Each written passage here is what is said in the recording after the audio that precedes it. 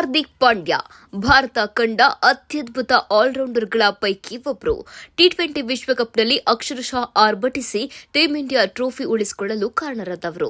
ಆಡಿದ 9 ಪಂದ್ಯಗಳಲ್ಲಿ 2 ಅರ್ಧಶತಕ ಸಹಿತ 160 ಸ್ಟ್ರೈಕ್ ರೇಟ್ನಲ್ಲಿ 217 ರನ್ ಬಾರಿಸಿದ್ದು ಅಲ್ಲದೆ 9 ವಿಕೆಟ್ ಕಿತ್ತಿದ್ರು. ಆದರೆ ವಿಶ್ವಕಪ್ ಟಿ20 ಫೈನಲ್ ಬಳಿಕ ಹಾರ್ದಿಕ್ ಒಂದು ಎಡವಟ್ಟು ಮಾಡಿಕೊಂಡ್ರು.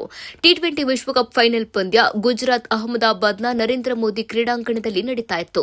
ಭರ್ಜರಿಯಾಗಿ ಗೆದ್ದು ವಿಶ್ವ ಚಾಂಪಿಯನ್ ಆದ ನಂತರ ಟೀಂ ಇಂಡಿಯಾದ ಸದಸ್ಯರು ವಿಜಯೋತ್ಸವ ಆಚರಿಸಿಕೊಂಡಿದ್ರು. ಈ ವೇಳೆ ಹಾರ್ದಿಕ್ ಪಾಂಡ್ಯ ರಾಷ್ಟ್ರಧ್ವಜವನ್ನ ಮೈಮೇಲೆ ಸುತ್ತಕೊಂಡು ಗ್ರೌಂಡ್ ಫುಲ್ ಓಡಾಡಿದ್ರು. ಈ ಸಂಬಂಧ ಅವರ ವಿರುದ್ಧ ದೂರು ದಾಖಲಾಗಿದೆ. ಹಾರ್ದಿಕ್ ಪಾಂಡ್ಯ ವಿರುದ್ಧ ದೂರು ದಾಖಲಾಗಿರುವುದನ್ನು ಹಿರಿಯ ಅಧಿಕಾರಿಗಳು ಖಚಿತಪಡಿಸಿದ್ದಾರೆ. ಆದರೆ ಯಾವ ಕಾರಣಕ್ಕಾಗಿ ಎನ್ನುವ ಮಾಹಿತಿಯನ್ನ ಬಹಿರಂಗಪಡಿಸಿಲ್ಲ. ವಾಜಿದ್ ಖಾನ್ ತಮ್ಮ ದೂರಿನಲ್ಲಿ ಕ್ರಿಕೆಟರ್ ಹಾರ್ದಿಕ್ ಪಾಂಡ್ಯ ರಾಷ್ಟ್ರಧ್ವಜವನ್ನ ಮೈಮೇಲೆ ಸುತ್ತಕೊಂಡು ಮೈದಾನದಲ್ಲಿ ಅಶ್ಲೀಲವಾಗಿ ವರ್ತಿಸಿದ್ದಾರೆ ಎಂದು ಆರೋಪ ಮಾಡಲಾಗಿದೆ.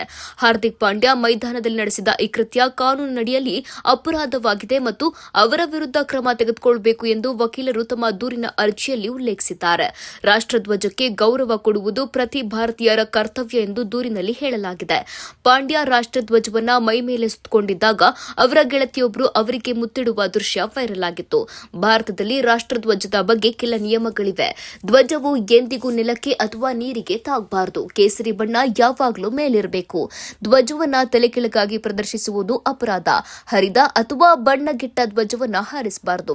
ಅಂತಹ ಧ್ವಜವನ್ನ ಗೌರವಯುತವಾಗಿ ವಿಲೇವಾರಿ ಮಾಡಬೇಕು.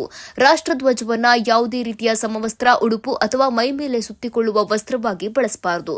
ಧ್ವಜವನ್ನ ದಿಂಬುಗಳು, ಕರವಸ್ತ್ರಗಳು ಅಥವಾ ಯಾವುದೇ ಪೀಠೋಪಕರಣಗಳ ಮೇಲೆ ಮುದ್ರಿಸಬಾರದು ಅಥವಾ ಅಲಂಕಾರಕ್ಕೆ ಬಳಸಬಾರದು. ಧ್ವಜದ ಚಿತ್ರವಿರುವ ಯಾವುದೇ ವಸ್ತುವನ್ನ ಸೊಂಟದ ಕೆಳಗೆ ಧರಿಸುವಂತಿಲ್ಲ. ಧ್ವಜದ ಮೇಲೆ ಯಾವುದೇ ರೀತಿಯ ಅಕ್ಷರಗಳನ್ನು ಬರೀಬಾರದು ಅಥವಾ ಚಿತ್ರ ಬಿಡಿಸಬಾರದು. ಒಂದು ವೇಳೆ ರಾಷ್ಟ್ರಧ್ವಜಕ್ಕೆ ಉದ್ದೇಶಪೂರ್ವಕವಾಗಿ ಅವಮಾನ ಮಾಡಿದರೆ ಅಥವಾ ನಿಯಮ ಉಲ್ಲಂಘಿಸಿದರೆ 3 ವರ್ಷಗಳವರೆಗೆ ಜೈಲು ಶಿಕ್ಷೆ ಆಗದೆ ದಂಡವನ್ನು ವಿಧಿಸಲಾಗುತ್ತದೆ.